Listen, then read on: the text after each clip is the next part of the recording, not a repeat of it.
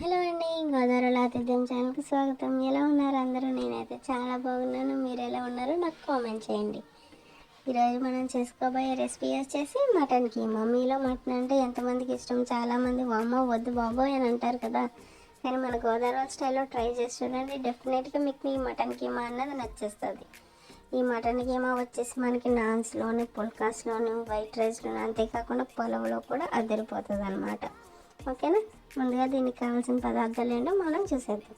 ముందుగా శుభ్రం చేసుకున్న మటన్ కీమాని కరివేపాకు, కొత్తిమీర, అల్లం వెల్లుల్లి పేస్టు, గసగసాల పేస్టు, అంతేకాకుండా వెల్లుల్లి పక్కన పెట్టుకోవాలి.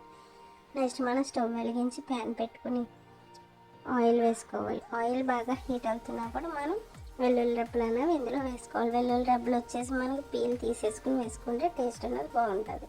నెక్స్ట్ మనం అందులోకి కరివేపాకు కూడా వేసుకుని రెండు బాగా ఫ్రై చేయాలి.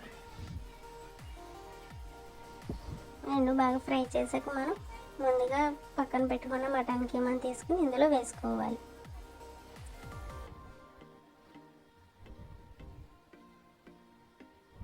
మటన్ తీసుకున్నాక మనం మటన్ ఒకసారి బాగా మిక్స్ చేసి నెక్స్ట్ మూత పెట్టి 5 to 7 minutes వరకు మీడియం ఫ్లేమ్లో హీట్ చేయాలి. దీనివల్ల మటన్ అన్నది బాగా ఉడుకుతుంది అన్నమాట. చూసారు కదా, ముక్క అన్నది బాగా ఉడికింది. నెక్స్ట్ మనం అందులోకి 1 tablespoon వరకు అల్లం వెల్లుల్లి పేస్ట్ అనేది వేసుకోవాలి. అల్లం వెల్లుల్లి పేస్ట్ వేసుకుని పచ్చివాసన పోయే వరకు మిక్స్ చేసుకోవాలి. నెక్స్ట్ మనం అందులోకి పసుపు, కారం, అంతేకాకుండా సాల్ట్ వేసుకోవాలి సరిపడా. నేను వచ్చేసి 2 tablespoons వరకు కారం వేసుకున్నాను. అంతేకాకుండా 1/2 tablespoon వరకు పసుపు వేసాను.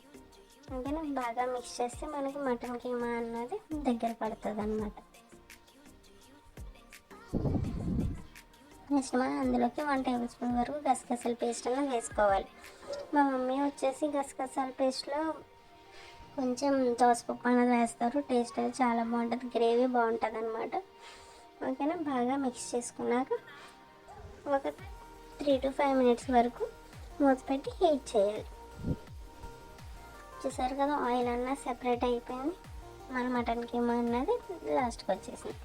ఇప్పుడు మనం tablespoon వరకు మసాలా పొడి తీసుకుని వేసుకోవాలన్నమాట. వేసుకున్నాక బాగా మిక్స్ చేసుకుంటే మనకి టేస్ట్ అన్నది తెలుస్తుంది. నెక్స్ట్ మనం లాస్ట్లో గార్నిష్ చేసుకోవడం కొత్తిమీర వేసేసుకుంటే సరిపోతుంది. అందరూ కొత్తిమీర వేసుకుని తీసేస్తారు, కానీ ఒకసారి కొత్తిమీర వేసాక మూత పెట్టి ఒక 1 minute లో ఫ్లేమ్లో అన్నది ఉడికించండి. మీకు ఆ కొత్తిమీరలో ఉన్న టేస్ట్ అన్నది మటన్ కీమా తీసుకుంటుంది.